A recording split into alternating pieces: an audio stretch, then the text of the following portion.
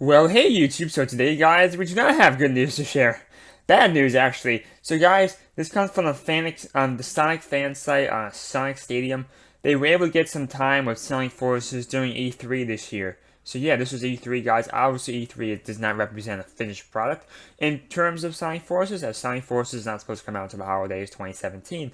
But it should be getting pretty close to the final experience, right? Usually, the E3 of the year is coming out. Usually, by that point, probably about 90% of the game, 95% of the game is ready to go. And at this point, it's just optimizations at this point. So, obviously, this is a multi platform game coming to Xbox One, PS4, and also Nintendo Switch, which is good. Once, I mean, usually, guys, Sega's always been nice to Nintendo about producing games on their platforms, so that's good to hear. I'm really happy to hear that's coming to Nintendo Switch. But the people who were there, they had some very, very concerning news to share here. I mean, it depends what type of gamer you are, but I do think this is pretty significant, not just because of the direct, but more of the indirect causes and effects. So, what they're saying here, his game only runs at about 30 FPS, which is about half the frame rates of the other consoles, which is the PS4 and Xbox One, which is 60 FPS. Textures and models are also of lower quality, with certain effects either trimmed down or remotely, or not remotely, but or removed entirely. The lush wavy grass on PS4, Green Hill is less lush and wavy on Switch, more jagged, less shadows. Cast Shadows by Eggman is worse. Let's see here. Most of the issues are borderline unnoticeable in the portable version, but in the console mode, the flaws here are very apparent. All right. So that's actually not great news here. What the guy is saying here is on the mobile version of the game, which probably was the version this Nintendo Switch version was made for. The issues are not very apparent. Obviously, this is a small screen. Everything is kind of compacted, so it makes sense. However, on a big TV, when you expand the image a lot of these issues here become more apparent.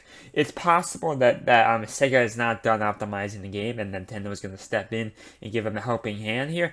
I really hope that's the case.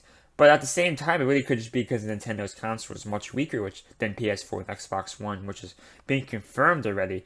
Which would be really bad news, as people may not want to buy an inferior version of the game. It's like, I'm not saying this is like Call of Duty Black Ops Reflex Edition compared to Call of Duty Black Ops on the Xbox 360, which was a completely different game. The graphics, oh my god, that game was insanely bad. But I'm not saying it's like that.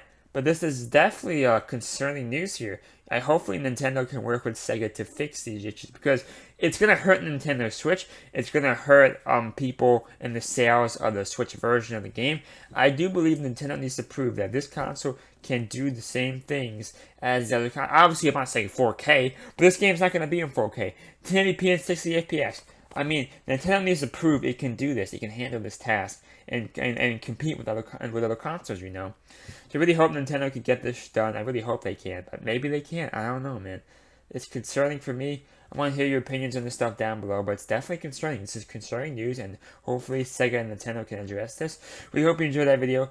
If you haven't pre-ordered the game in any version, I'll have a link down below. It definitely supports me, definitely supports the news videos, so consider doing that. We hope you enjoyed that video. Thank you. Bye.